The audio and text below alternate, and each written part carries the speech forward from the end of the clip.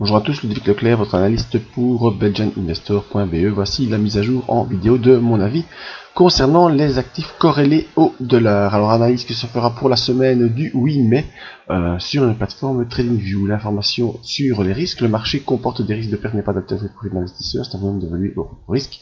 Je ne suis pas là pour vous conseiller dans vos opérations. Ce que je vous conseille, c'est d'utiliser des comptes démo afin d'établir vos stratégies et tester celles-ci.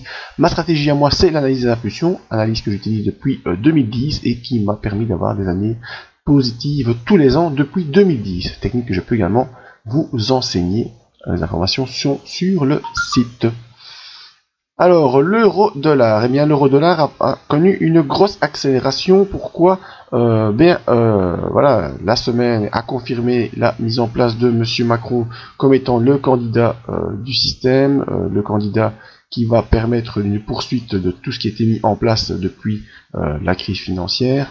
Et donc on va bien sûr poursuivre dans ce chemin-là. Et l'euro reprend un peu de la vigueur avec maintenant un objectif placé vers les 1,11, objectif donc haussier en direction des 1,11. Et on a maintenant cette ligne bleue qui peut faire office de ligne de support pour peut-être une contraction s'il y a lieu. On a également passé au-dessus des 1,092.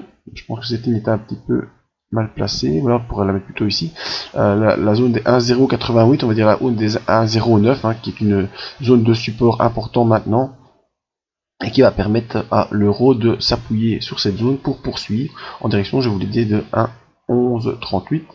Pourquoi cette ligne, ça correspond à cette ligne ici de support qui avait été enfoncée au mois d'octobre de l'année dernière et qui a ensuite fait barrage également dans le mois d'octobre pour empêcher un retour haussier de l'euro. Donc on est tout le temps resté en dessous de cette ligne mauve déjà depuis un bon moment. Donc vous voyez cette ligne mauve qui est la moyenne mobile 50 périodes. Et on a tenté milieu d'année dernière de passer au-dessus et également courant de l'année dernière, la fin de l'année dernière. On n'a pas parvenu à le faire et on revient ici maintenant sur cette zone où on essaye à nouveau de refranchir à la hausse la moyenne mobile 100 périodes, pardon, et si on arrive à la franchir, ça va permettre peut-être de pouvoir faire des points plus hauts sur le long terme, et avec un objectif ici, voilà, aux environs des 1,1448. Mais on n'en est pas là.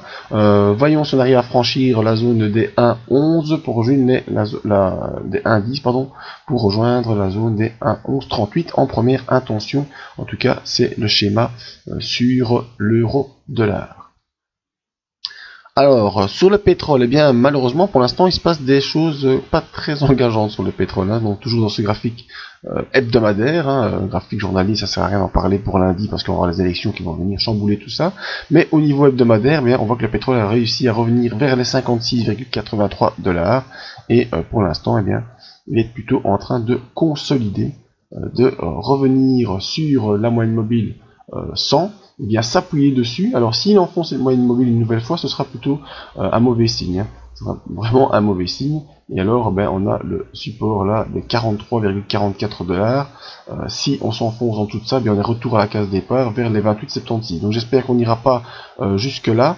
Nous verrons ce qu'il en est au niveau du graphique. Ici déjà on a eu un genre de marteau qui vient se poser sur la M100. Nous verrons si dans la semaine prochaine on peut revenir au-dessus de la M7, au-dessus des 52,64.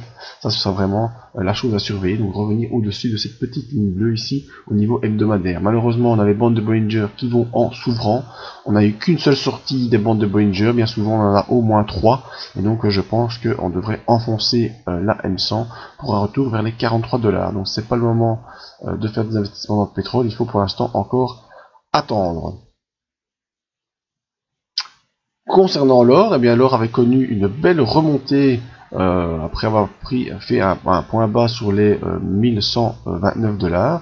Une belle remontée, on a même réussi à repasser au-dessus des 1200, c'est un très bon point, mais vous voyez ici on a coincé, on n'a pas réussi à rejoindre la zone des 1300 hein, en courant du mois d'avril, on n'a pas pu rejoindre les 1300 et au contraire, eh bien ici, comme les indices, et ça vous voyez dans l'autre vidéo sur le site, les indices sont en train de repartir à la hausse de plus belle, et bien l'or malheureusement est en train de s'enfoncer. Alors d'aucuns disent que c'est un mouvement éphémère. Moi malheureusement je suis pas aussi optimiste hein, pour l'or. Pourquoi? Parce que voilà, on n'arrive pas à faire des points hauts, des points plus hauts que les précédents. On voit ici le point haut ici n'est bon bien sûr plus bas que ces points-là. Le point haut ici n'est pas plus haut que le précédent. Le nouveau point haut ici n'arrive pas à dépasser la zone des 1300 qui était une zone importante. Et on réaccélère à la baisse. Donc c'est plutôt mauvais, d'autant plus qu'on a le RSI hebdomadaire qui penche vers le bas, même s'il reste dans la zone neutre, et le MACD qui pourrait peut-être croiser à la baisse et revenir une nouvelle fois en dessous de la zone des zéros. Donc ça au niveau hebdomadaire c'est pas très bon, donc à surveiller sur l'or, d'autant plus que si les indices continuent à pousser à la hausse, eh bien l'or pourrait lui revenir à la baisse, en tout cas sur les 1200 c'est quasiment signé, et on verra s'il va faire des points plus bas que les 1129. En tout cas, pour les investissements en or, c'est plus tellement le moment de se placer. Je pense qu'il faudrait plutôt attendre un retournement plus conséquent afin d'espérer retrouver du rendement sur l'or. Donc voilà, c'était mon avis sur les actifs corrélés au dollar. Alors, petit rappel vite fait, l'euro-dollar en poussée positive devrait rejoindre les 1,1138 dans le moyen terme. Le pétrole est en difficulté et devra peut-être retourner vers les 43 $. Et concernant l'or également en difficulté suite à la poussée des indices, et un test des 1200 nous dira si on va rebondir ou pas en direction des 1003, et si on s'enfonce sur les 1200, et bien malheureusement il faudra viser les 1129. Voilà, vous pouvez nous rejoindre sur le site pour voir les autres analyses en vidéo. N'oubliez pas de me demander gratuitement vos propres analyses sur des actifs ou sur des actions, je vous fais ça dès que possible. Venez consulter les avis qui ont été émis sur notre travail.